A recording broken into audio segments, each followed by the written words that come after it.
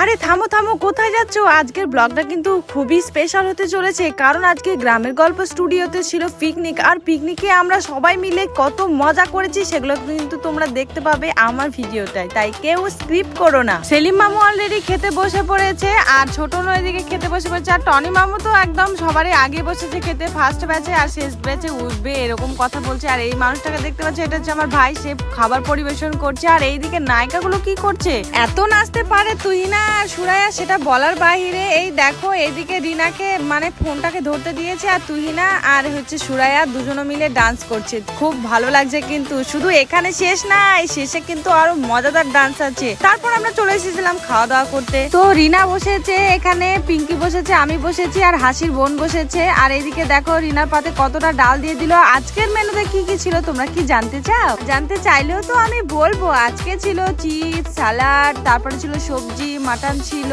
ডাল ছিল, যেহেতু আজকে একটু স্পেশালই ছিল সবকিছু। তারপরে আরো অনেক কিছু ছিল, সেটা তোমরা পরেই দেখতে পাবে। আর এই দিকে দেখতে পাচ্ছ, এটা হচ্ছে আমার বড় ফ্যান ফলোয়ার, মানে আমাকে খুবই ভালোবাসে, আমার প্রত্যেকটা ভিডিওতে কমেন্ট করে। হাসি অনেক মাটন নিয়েছে, খেতে পারছে না, নষ্ট করবে, তাই ভাই ওখান থেকে নিয়ে খেয়ে নিচ্ছে। তারপর খাওয়া দাওয়া তো সবার কমপ্লিট, এবার কিন্তু সবাই ডান্স করবে, তাই আমরা সুন্দর মতো জায়গাটায় চেয়ারটাকে সাজিয়ে সবাই এবার আমরা বসবো, সেটাই তোমাদেরকে বলছিলাম। আজকে কিন্তু অনেক বাতাস ছিল, তার মধ্যে চলে নিয়ে এসেছে দাদা আমাদের জন্য হজমোল্লা, তাই আমি বললাম আমাকে দুটো দিও না, আর দুটো দাও। এত সুন্দর ছিল খেতে, কেউ খায়নি, কিন্তু আমার খুব ভালো লেগেছে, তারপরে আমি নিয়ে এসে আবার খেয়েছি। তারপরে চলে এসেছে গরমের মধ্যে ঠান্ডা ঠান্ডা আইসক্রিম, তাই এখন আমরা আইসক্রিম খাবো। আইসক্রিম খেতে ভালোবাসে না এমন কি কোনো মানুষ আছে? তারপরে আমাদের সেলিম মামু এখানে গান বাজানোর প্রস্তুতি করছিল, তারপরে আমি বললাম যে আইসক্রিমটা খেয়ে নাও, তারপরে সেলিম মামু এদিকে খেলো। তারপরে আমি এরপর ছোটনের কাছে যাব, ছোটনকে বলছে আইসক্রিমটা কেমন, সে বলছে টক, আমি ফেলে দাও, খেতে হবে না। এরা তো আমাকে সবসময় জ্বালাবে। তারপর টনি মামুর রিয়াকশনটা জানালাম, টনি মামু বললামকে আমার তো ফাটাফাটি, তারপরে আমিও একটু খেয়ে নিলাম, আমারও বেশ ভালোই লেগেছে আইসক্রিমটা খেতে। আর এদিকে আসা তাল কাপটা এখনো উঠেছে না আছে সেটাই দেখছিল। তারপর সেলিম মামু এখানে একটা জবরদস্ত গল্প শোনাচ্ছিল, আমি বললাম কি এইসব গল্প কি কেউ শুনবে,